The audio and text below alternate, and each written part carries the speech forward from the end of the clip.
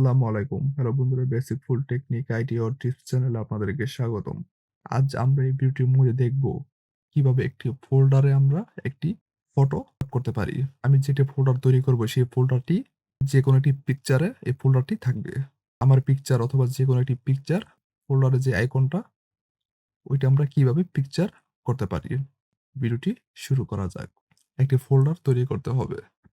তার জন্য খালি জায়গায় মাউসের রাইট বাটন ক্লিক করতে হবে। তারপরে নিউ এর উপরে ক্লিক করার পর এখান থেকে লেখা আছে ফোল্ডার উপরে ক্লিক করতে হবে। ক্লিক করার পর এখানে যে লেখাটা আছে কিবোর্ড থেকে ডিলিট করতে হবে। ডিলিট করলে এখানে আমি একটা নাম দিতে পারি। এখন এখানে যে আইকনটা আছে সেইটা কিভাবে একটি ছবি দিয়ে আমরা এটা সেটআপ করতে পারি। ফোল্ডারটিকে আমাদের মাউস দিয়ে ক্লিক করতে হবে। ক্লিক করার পর মাউসের রাইট বাটন ক্লিক করতে হবে। মাউসের রাইট বাটন ক্লিক করার পর নিচে লেখা আছে প্রপার্টিস এর উপর আমাদেরকে ক্লিক করতে হবে। ক্লিক করার পর দেখেন এখানে লেখা আছে কাস্টমাইজ এর উপরে আমাদেরকে ক্লিক করতে হবে। মাউসের রাইট বাটন ক্লিক করে আমরা এখানে আমরা আসতে পারি। আরেকটি উপায়ে আসার জন্য এই ফোল্ডারটিকে আমাদের ওপেন করতে হবে। ওপেন করার জন্য মাউস দিয়ে আমাদের ডবল ক্লিক করলে আমাদের ফোল্ডারটি ওপেন হয়ে যাবে।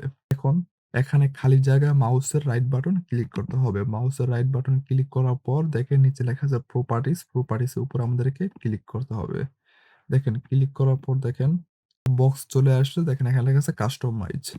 একটি ফোল্ডারের উপরে মাউস রাইট বাটন ক্লিক করে আমরা কাস্টমাইজ আসতে পারি, অথবা ফোল্ডারটিকে ওপেন করে আমরা কাস্টমাইজে আসতে পারি।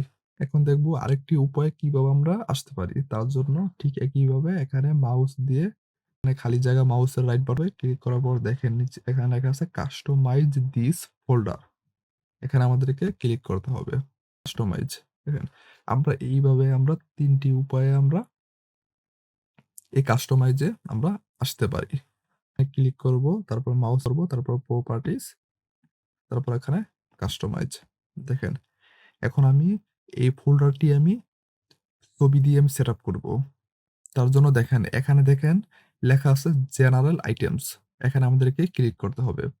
দেখেন ক্লিক করার পর দেখেন এখানে দেখেন ৩ নাম্বার দেওয়া আছে পিকচার্স। আমাদেরকে পিকচারের উপরে আমাদের ক্লিক করতে হবে।